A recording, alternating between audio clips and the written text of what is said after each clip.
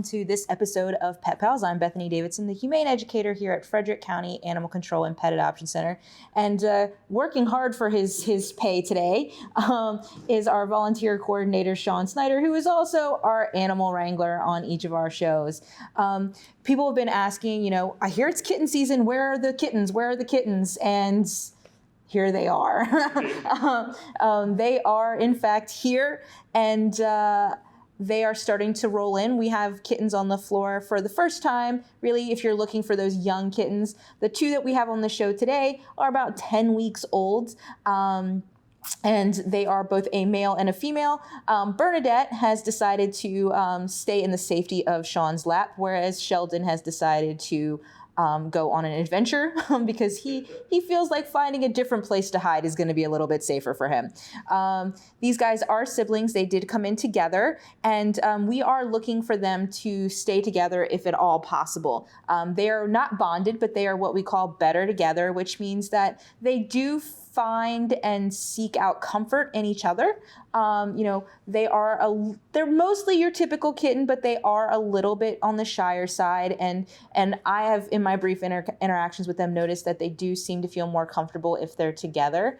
I separated them to take their pictures, and they were like, no, we want to be together. And they've kind of calmed down and relaxed a little bit in their housing unit when they were able to be next to each other, cuddle up to each other. So, that's something to think about. A lot of people are looking to have two kittens in their household. And so these two already enjoy each other's company, feel a little bit safe and secure with each other. So it's going to be an added benefit. Now, because they are a little bit nervous, we are looking to avoid sending them to homes with very small children. So when we say no small children, we're really looking at, kids that are about 6 and under qualifying as small children. So 6 and up, these guys would hopefully do well in a home with them, where kids can be a little bit more responsive to, instructions and, not, picking them up in weird ways that would make them fearful or uncomfortable or, things like that. So there's something that sets Bernadette and Sheldon apart from the other kittens that are arriving at shelter. What's that? So they are what we would call FIV positive. So FIV is feline AIDS, and it functions in the same capacity as HIV in people, which means that they are basically just a little bit more immunocompromised. So here in the shelter, we ask everyone to handle FIV positive cats first to prevent the spreading of germs, make sure that they're not getting anything that would make them sick, because they're not going to fight off those infections as well as some of the other cats. A lot has changed about the knowledge and perception of FIV in recent years. So these guys are cats that can live long, happy, healthy lives. They are also cats that can live, obviously, with other FIV positive cats because there's 2 of them. But they're also cats that can live with cats that are not FIV positive as well. The rate of transmission is really low, and it has to come from aggressive contact, which is why we usually see it here in some of our, tomcats that are coming in as strays. So if you're interested in making these guys part of your family, don't let their FIV positive status kind of hold you back, but do be mindful that they are a little bit shyer. So if you're looking for more outgoing kittens, we also have some of those on the floor right now, but they probably won't last very long. So I'd encourage you to go to visit fcac.as.me and book your appointment right away.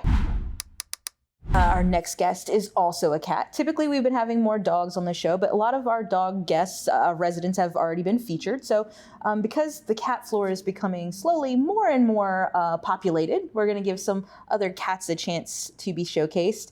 And this cat is Lexley, and she is our greeter cat, which means she's in the very first top cage. She's the first cat you see when you walk in on the cat floor. And not everybody can handle that, but she handles it quite well. As you can see, she's quite the ham. She loves attention. She's a little social butterfly, very confident, and just, super cute as well.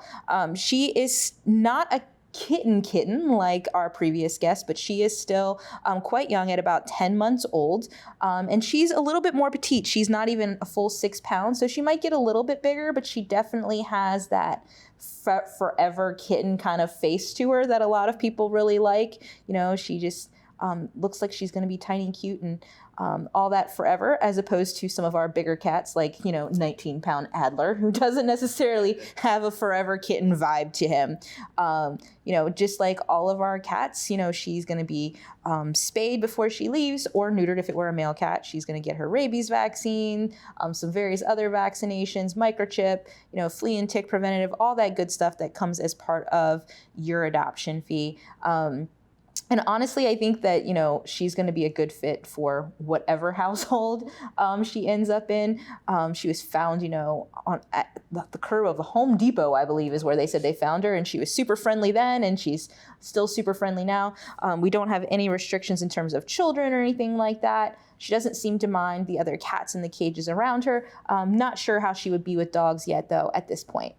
So like you said, Lexley will likely integrate into a new home with ease, but are there some ways to acclimate her that would make it less stressful for her? Yeah, so anytime we send home cats, we do encourage people, instead of giving them the entire house, which can be a little overwhelming for cats that are coming from, pretty small cages.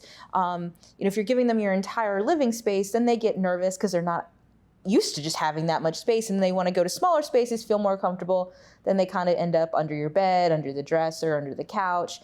So we recommend for about 10 days when you get them home, keeping them in a smaller space with a door that closes. So that could be a bedroom, bathroom, office.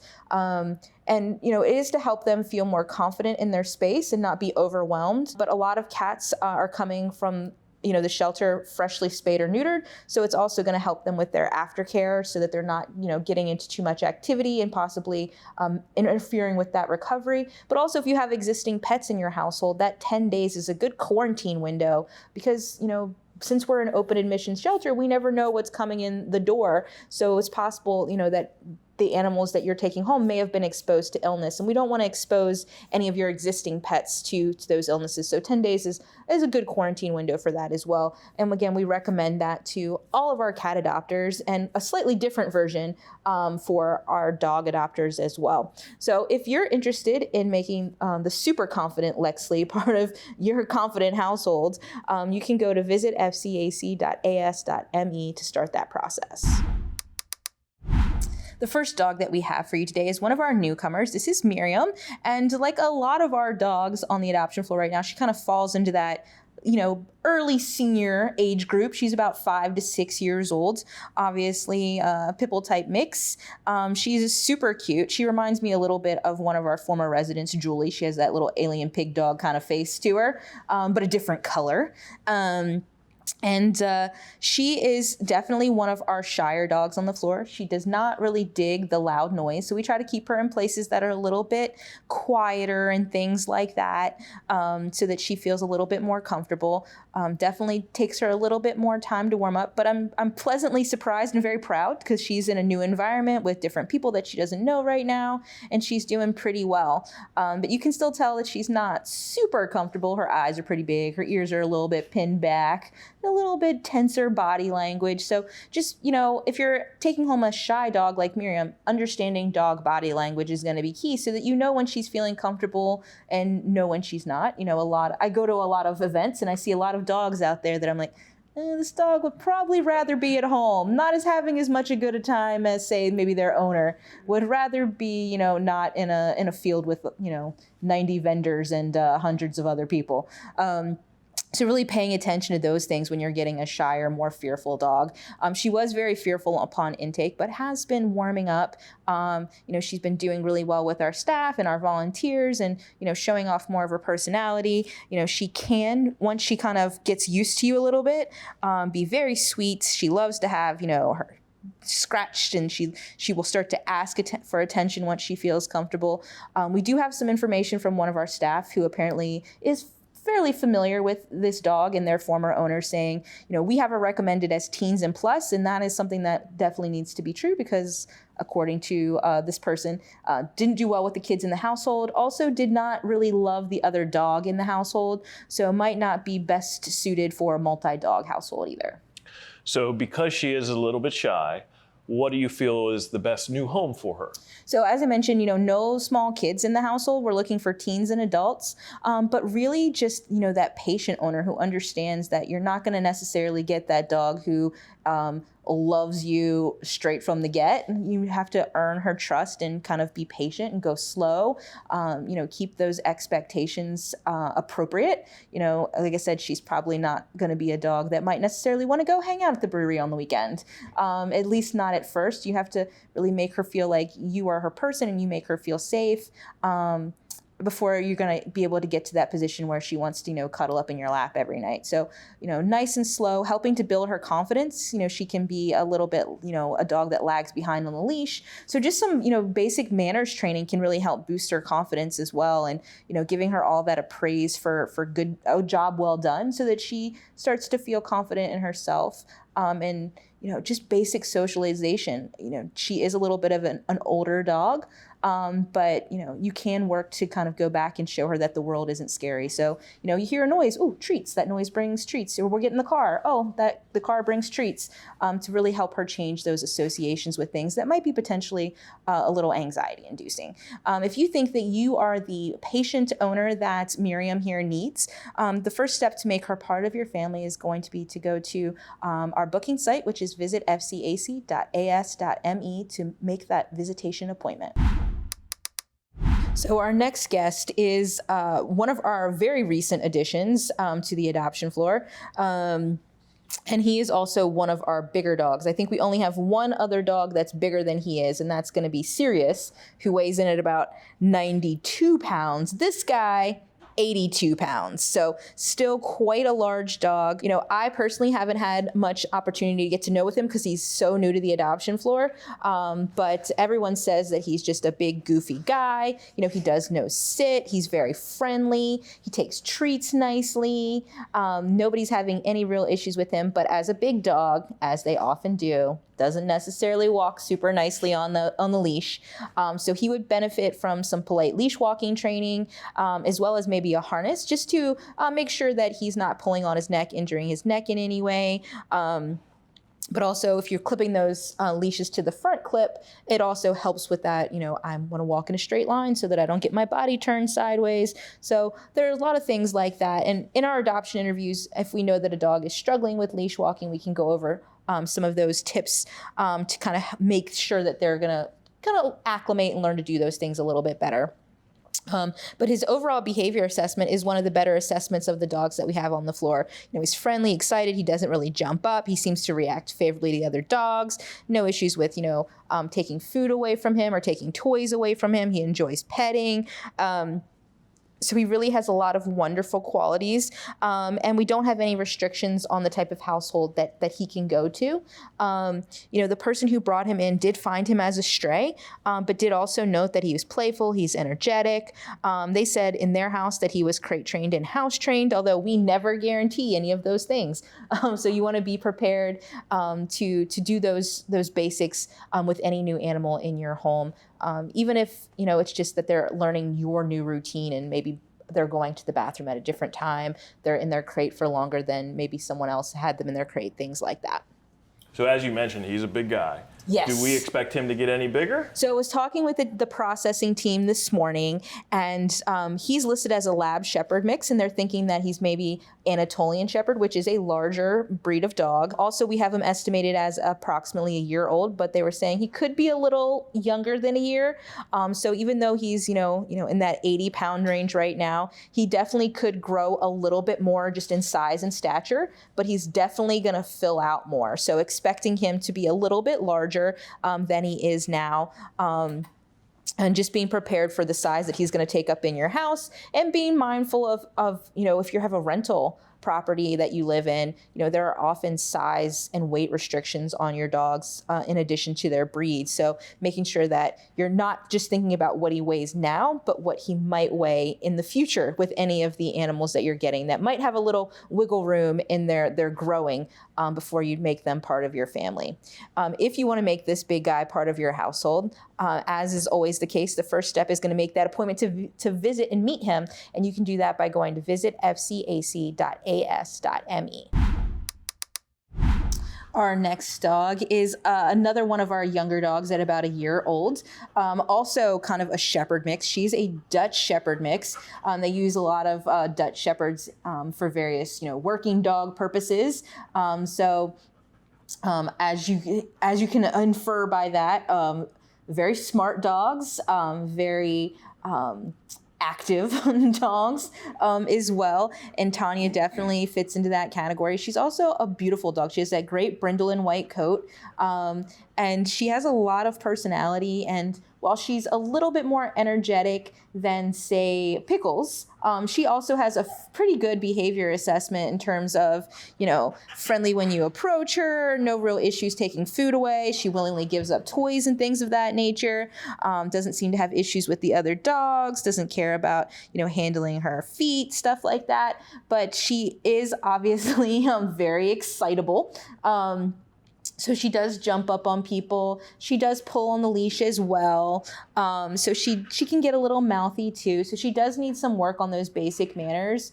But is also very willing to please and has a great, very large personality. So she's going to make somebody a great companion if they have the time to really put in the work with her and make sure that she's getting trained appropriately. We were talking about dogs that would make good running partners the other day, and she would definitely fit into this category as well. She is not suited for people who are looking for, a couch potato dog. That might be more like Miriam or Sirius or some of our other older dogs. But if you're a very active person and you want your dog to be out being active with you, then Tanya might be a good fit. She is recommended for children of any age. However, be mindful that, as we saw here on the show today, she is very jumpy and she can be a little bit mouthy. So making sure that, that's something that you're prepared to work on with her. And, are your children familiar with that? Do you care if your dog knocks your toddler over? Thinking about those types of things. Yes, tell me all about it. So we often talk about exercise and mental stimulation. Where does her breed fall into that? So as a Dutch Shepherd, they definitely need a lot of exercise and mental stimulation. We've kind of touched on that lightly already, but definitely making sure that you have the time to commit to her. A lot of people are like, oh, I'll just take my dog out on a walk for exercise. For these guys, and for honestly most dogs, a leash walk does not cut it in the exercise department. They need time to run around, be off leash, get those full zoomies out, or again, if you're actually running with her, not just walking, hikes where there's going to be some elevation gain to kind of, keep them moving, lots of enrichment things to sniff. Dogs like this tend to do very well in, various canine sporting events. So things like fly ball, frisbee, agility, those types of things, scent work, all very mentally stimulating and taxing as well as physically demanding. But if you can't do those things, doing stuff that we do here in the shelter for enrichment. A lot of people think that once their dog's home, they don't need those enrichment things anymore that we typically do for the dogs here. But busy boxes and puzzle feeders and different scents in the house are all things that you can do at home that are going to help keep her mentally stimulated.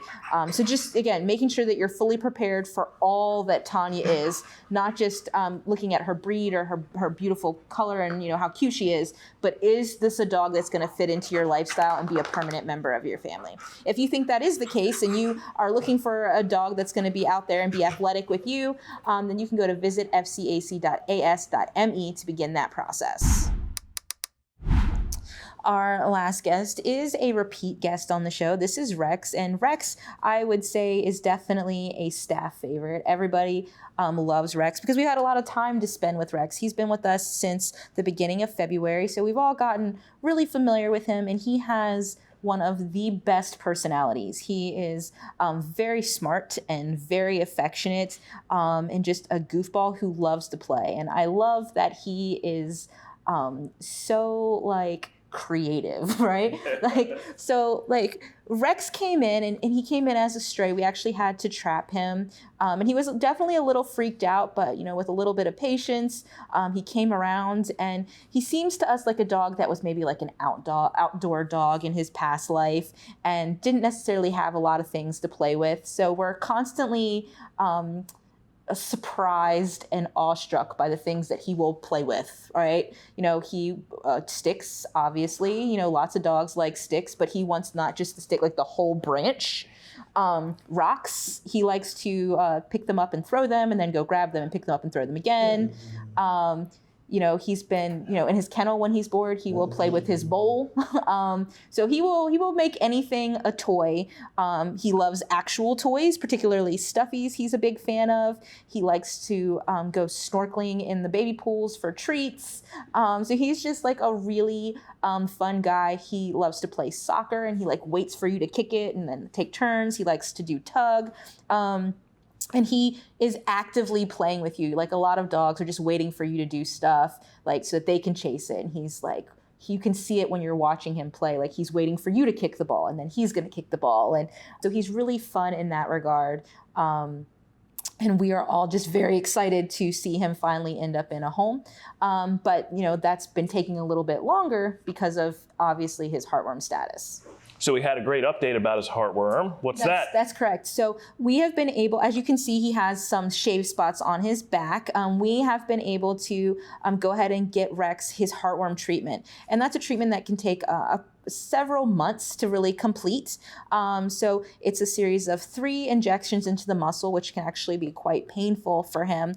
So he's been sedated to kind of keep him calm, because we don't want to stir up any clots or anything like that in his heart with those heartworms. So he's finished all of those injections now, and he has about 3 weeks left of, sedated kind of kennel rest. And we're hoping that, by July, he's going to be finished and he's going to be heartworm free. And then, he'll really be able to do all of the things that he wants to do. Because even before, he was limited in his level of activity because of his heartworm status. But we're going to see him grow a lot in terms of his personality, but also because he doesn't have that heartworm positive status hanging over his head, we think that he will definitely find a loving forever home. So if you guys think that, Rex is, sounds like the perfect dog to add to your household because he's super fun and goofy and very lovable, you can come in and visit him now. But if you have an existing dog, there is a period of time before he's able to do a meet and greet. So just check in with our front office staff, but go ahead and make that appointment to meet him by going to visit fcac.as.me. If you have more questions about Rex and his heartworm status, and you want to figure some of those things out before making that appointment, you can also give us a call at 301-600-1546. We hope you enjoyed meeting all of our various adoptable pets, and as always the case, we have many more that we weren't able to showcase. So if there are animals that you are looking for and maybe haven't seen, go ahead and make that appointment and check out some of the other adoptables here at Frederick County Animal Control and Pet Adoption Center.